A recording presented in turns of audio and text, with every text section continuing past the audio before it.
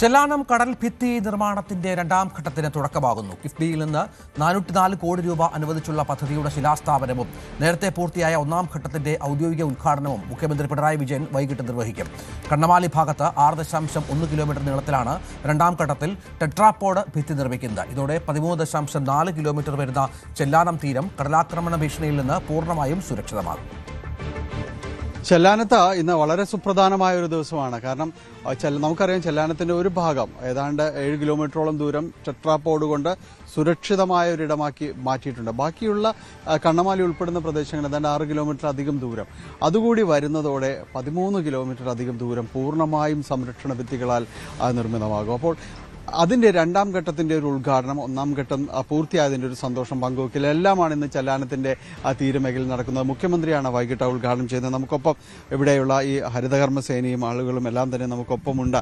അതിന്റെ ഒരു വലിയ സന്തോഷം എല്ലാവരുടെ മുഖത്തുമുണ്ട്. കാരണം നാളുകളായിട്ട് അനുഭവിച്ചു വരുന്ന വലിയ ഒരു സങ്കടമാണ് തീരദേശത്തിന്റെ ആ ഒരു ദുരിതമെന്ന് പറയുന്നത്. നമ്മൾ തന്നെ പല കുറി ഇവിടേക്ക് എത്തിയതാണ്. ഇപ്പോൾ ചെല്ലാനം തീരമെല്ലാം തന്നെ ഈ ഹരിതകർമ്മസേനയുടെ നേതൃത്വത്തിൽ വൃത്തിയാക്കുകയായിരുന്നു.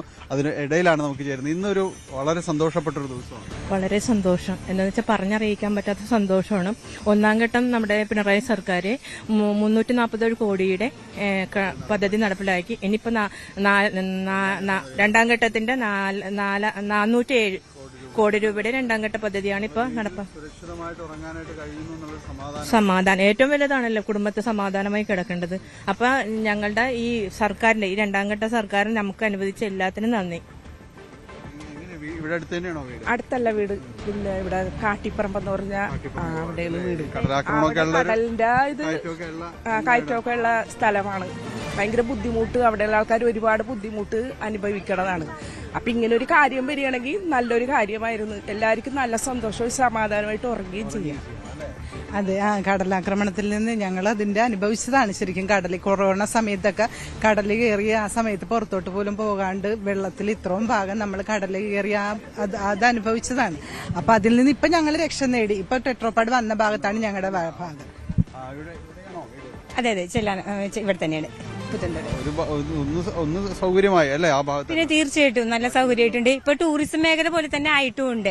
എന്ന് വെച്ചാൽ ഒരുപാട് ആളുകൾ പല സ്ഥലങ്ങളിൽ നിന്ന് ആൾക്കാർ ഈ ടെട്രോപോഡ് ആണെങ്കിലും പുത്തൻതോട് ബീച്ച് ആണെങ്കിലും ഇത്രയും ക്ലിയർ ആയ സ്ഥലം വേറെ ഇല്ല എന്ന് തന്നെയാണ് പറയുന്നത്. നമ്മുടെ ഹരിതകർമ്മസേന അംഗങ്ങൾ ഇവിടെ ഇത്രയും വൃത്തിയാക്കി നമ്മൾ നല്ലതുപോലെ സൂക്ഷിക്കുന്നുണ്ട്. എന്തായാലും അത് എടുത്ത് പറയേണ്ടത് തന്നെയാണ്. കാരണം ഹരിതകർമ്മസേനയുടെ നേതൃത്വത്തിൽ ഈ ഭാഗത്ത് ബീച്ചൊക്കെ ശുചീകരിച്ച് വൃത്തിയാക്കി സൂക്ഷിക്കുന്നു. അങ്ങനെ ഒരു ടൂറിസം സ്പോട്ടായിട്ട് കൊച്ചിയുടെ മറ്റൊരു അടയാളപ്പെടുത്തലായിട്ടെല്ലാം തന്നെ ഈ തീരമേഖല മാറിയിട്ടുണ്ട് എന്ന സത്യം തന്നെയാണ്. ഇന്ന് വൈകിട്ട് മുഖ്യമന്ത്രി പിണറായി വിജയനാണ് ഈ തീരത്ത് ഇവിടെ വെച്ചുകൊണ്ട് തന്നെ ഇതിന്റെ രണ്ടാം ഘട്ടത്തിന്റെ ഒരു ഉദ്ഘാടനം എല്ലാം തന്നെ നിർവഹിക്കുന്നത്. അതിലേക്ക് ഈ ചടങ്ങ് വൈകിട്ടോടുകൂടിയാണ് ആരംഭിക്കുകയും ചെയ്യുന്നത്.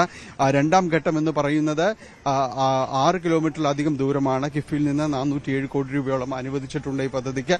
കഴിഞ്ഞ കുറേ നാളുകളായിട്ട് ഇതുമായി ബന്ധപ്പെട്ടുകൊണ്ട് ഇതിന്റെ ഒരു നിർമ്മാണ അനുമതി ആ ഘട്ടത്തിലേക്ക് എല്ലാം നീങ്ങുമ്പോൾ ആ ഒരു പ്രതീക്ഷയോടുകൂടി തന്നെ തീരദേശവാസികൾ കാത്തിരിക്കുകയായിരുന്നു. അത് യാഥാർത്ഥ്യമാകുന്നു. പുത്തൻതോട് ബീച്ചിൽ ഇവിടെ വെച്ചാണ് ഈ ചടങ്ങുകളടക്കമെല്ലാം തന്നെ നടക്കുകയും ചെയ്യുന്നത്. ആദ്യഘട്ടത്തിൽ ചെല്ലാനം ഭാഗത്ത് ടെട്രാപോഡിന്റെ നിർമ്മാണമെല്ലാം തന്നെ പൂർത്തിയായിരുന്നു.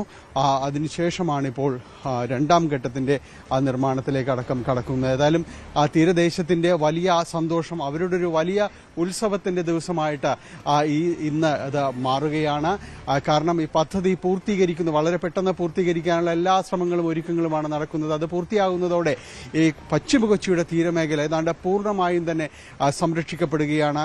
കടലാക്രമണത്തിന്റെ ഭീഷണിയില്ലാതെ തന്നെ ഈ തീരദേശത്തിന്റെ മക്കൾക്ക് അവർക്ക് അവരുടെ വീട്ടിൽ ഉറങ്ങാൻ കഴിയുമെന്ന വലിയ സന്തോഷത്തിലേക്ക് അവർ ഈ ദിവസത്തിലേക്കെല്ലാം തന്നെ നടക്കുകയാണ്.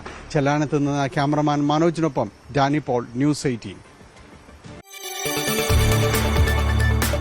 കൂടുതൽ വാർത്തകൾക്ക് news 18 Keralam YouTube channel subscribe ചെയ്യുക.